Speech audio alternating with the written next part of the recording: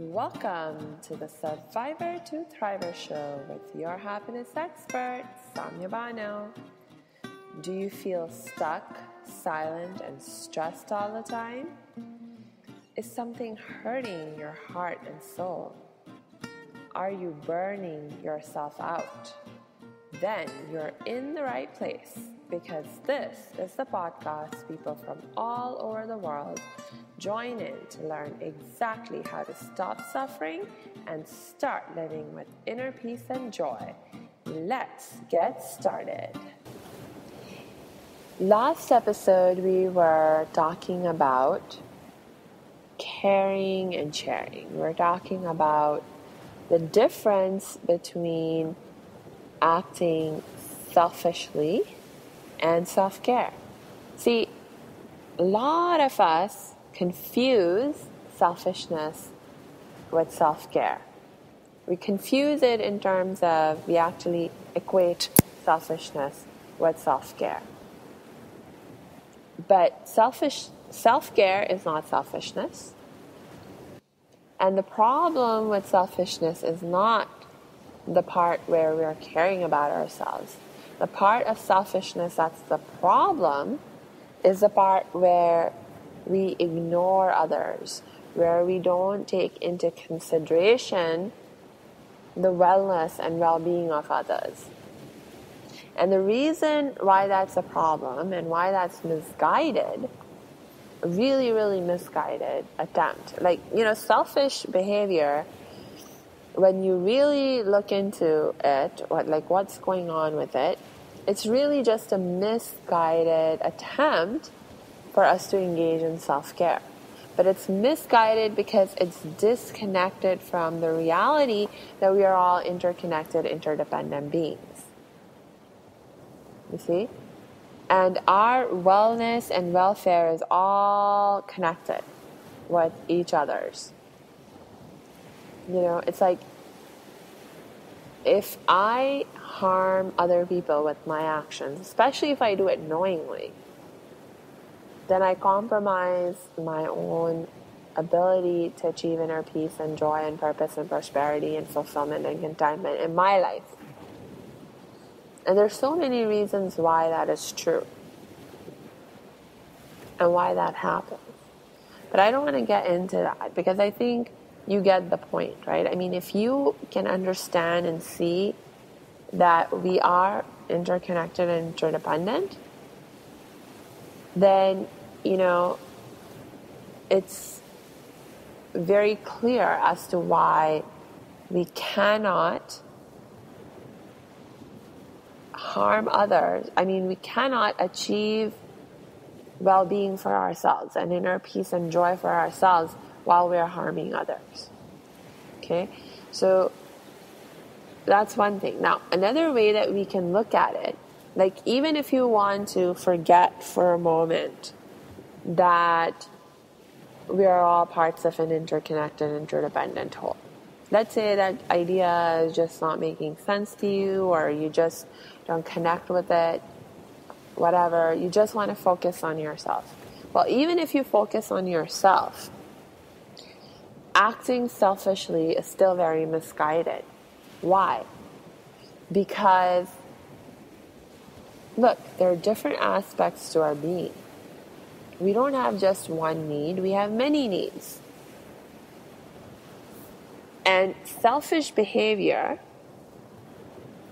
while it helps us to meet some of our needs, actually, by its very nature, compromises our ability to meet other needs. It actually stops us from being able to meet our other needs, which are equally important. So, for example, we have a need to both be loved and be loving, to both be cared for and be caring.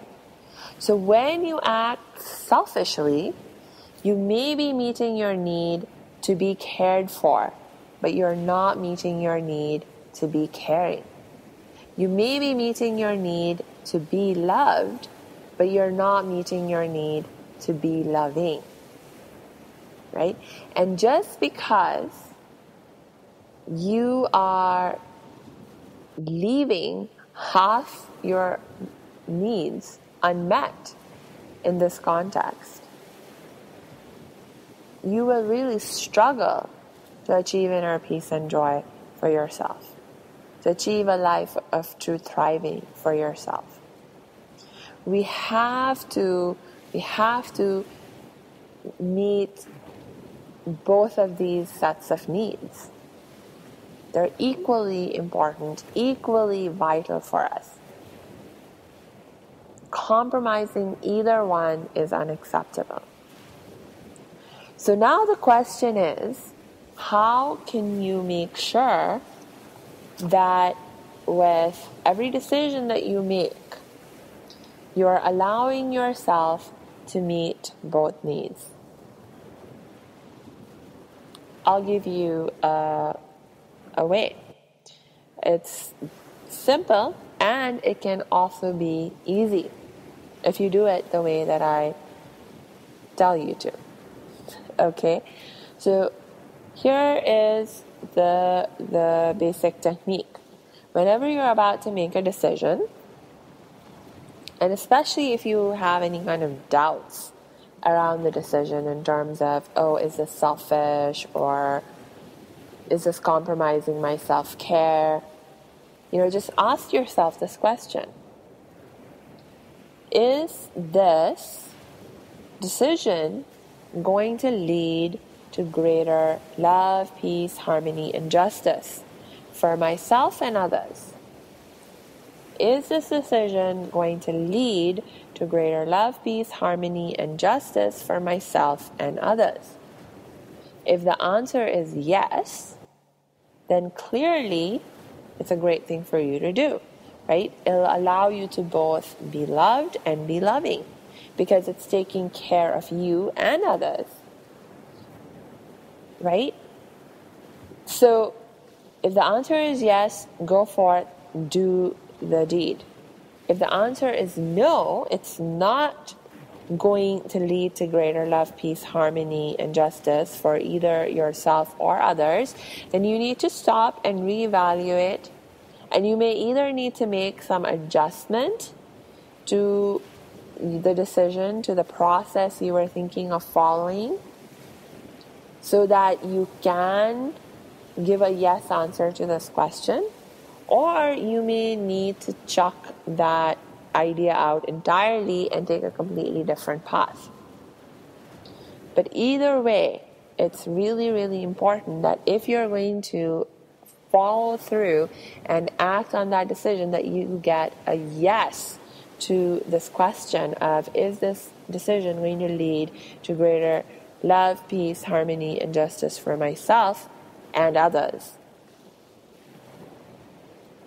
And now you may be thinking, okay, Samia, like you're saying this is a really simple thing, but actually can be very complicated. I mean, it may take me forever just to figure out if this is in fact a yes or a no, because there can be so many different things to consider in coming to a proper conclusion around, will this promote more love? Will this promote more peace? Will this promote more harmony? Will this promote more justice?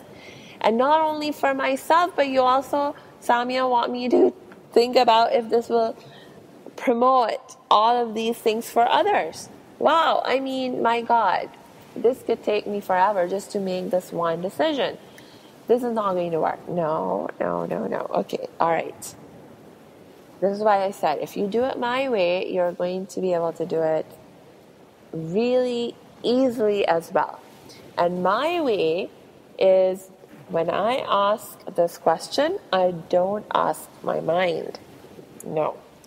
Because you're right, if you were to ask your mind, this could very easily become a huge project in itself. So, and if every time you ask this question, it's like a big challenge for you to even just figure out the answer, you're not going to be able to do it. it's not then a realistic way for you to engage in life and make sure that you are heading in the right direction. Okay, so I'm going to give you a much simpler way. Like, don't ask your head, don't ask your mind this question. You need to connect with your heart and ask your heart. Now, don't make me get into right now what the difference is between like the heart and the mind, and why it's so much better to ask your mind, or why it's so much more effective to ask your heart, or whatever. No, let's not get into that nitty-gritty, because that'll take us off on a tangent. But if you are interested in that, by the way, it's a very important thing to learn and understand, and it's something I talk about in a lot of detail in some of the coaching and training programs that I offer. So if you're interested in learning more about the difference between the heart and the mind and how they function differently, and how to even just connect more deeply with your heart, if that is something that you struggle with, if you don't even know what I'm talking about when I'm talking about connecting with your heart, you need just connect with me. Go on my website at www.academyofthriving.com. You'll see the contact us tab there, and you can use that to connect with me, okay? And I'll be happy to go over this with you, or show you how you can access that information in the context of the different courses, training and coaching courses that I have. But anyway, what was I talking about? Yes, so the simple way to get this question answered for yourself very easily, very quickly, is to ask your heart. Heart, is this decision going to lead to greater love, peace, harmony, and justice for myself and others? And just because of the way the heart works, and because this is an area of expertise for your heart will be able to give you this answer very quickly. And, if you're really good at connecting with your heart and listening to your heart, it'll give you the answer pretty much instantly. Okay? So if you get a yes answer, you're going to go ahead and do the deed, and it's going to make you very happy. But if you have a no answer, then do not do the deed. Do not do the deed, because if you do not listen to your heart and you go ahead and you do the deed anyway, you're going to have to face the consequences of that, and they will not be very good. Okay, because they will not. All right. So, what if you are somebody who right now does not know how to connect with their heart? Or you don't even know what I'm talking about when I keep talking about connecting with my heart. Or it's something that, you've just recently got into and you're kind of struggling, and you can't always distinguish very clearly between the voice of your heart and the voice of your mind. I know, when I first got into this practice of connecting with my heart, for a while I was like, I don't know, is this really my heart talking to me? How do I tell the difference? I wasn't always sure when I first started with this practice, right? So, it takes some time to really get confident with it. So in the meanwhile, if you're in this kind of stage, you can still know. You can still know if you have made the right decision, right? If the answer is yes, or if the answer is no, right? And this is how you tell. If you make the decision, you say, yes, this will promote, or forget about even that question. Just say, yes, I'm going to do this deed. You make that decision for yourself. Just notice. What do you feel? How do you feel when you make that yes decision?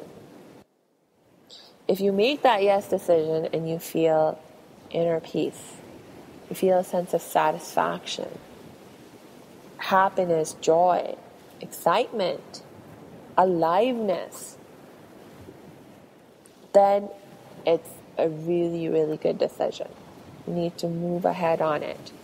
And it'll be the same, it's the same answer. You can be sure that your heart will have given you the same answer, or is giving you that same answer. But if you make that decision, you say, okay, I'm going to do this. And then you're like, oh, God, I have to do this. Oh, I don't really want to, but I will, I must. Oh, this is going to be so hard. Oh, that kind of a reaction where you find yourself not feeling very good about it. Please don't ignore that feeling. Don't act despite that feeling. Okay? Because that feeling is very important. It's trying to give you a very, very important message. I've talked about this before in previous episodes about how our feelings are our friends. Our feelings are our friends.